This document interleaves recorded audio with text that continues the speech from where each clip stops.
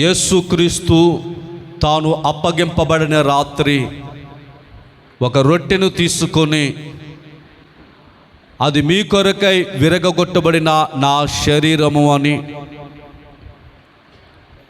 అలాగే ఆయన ఒక పాత్రను తీసుకుని దానిలో ఉన్న ద్రాక్షారసం, ఇది మీ కొరకై చిందించబడిన నా నిబంధన రక్తమని ఆయన సెలవిచ్చి ఉన్నాడు.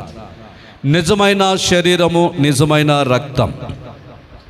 పితరులు మన్నా తిని చనిపోయారు, కానీ ఇది తిని త్రాగువాడు చనిపోడు, పునరుత్థానమందు లేస్తాడు. ఆయనలో మనలో ఆయన కలిసి ఉంటాము. నిజమైన ఆహారం, మన్నా కన్నా మధురమైన జీవాహారము ఈ రొట్టె, ఈ ద్రాక్షారసం. అజాగ్రత్తగా తినకూడదు, త్రాగకూడదు. అనాలోచనగా తినకూడదు, త్రాగకూడదు. అవివేకముతో తినకూడదు, త్రాగకూడదు.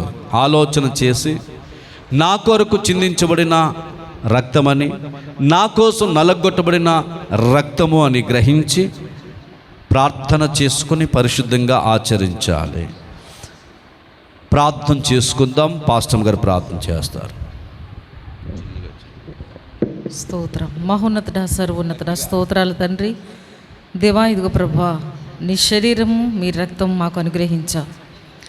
ఎవరైతే దీనిలో పాల్గొంటారో వారు మరణ పర్యంతరం నీ మరణాన్ని ప్రచురించాలి.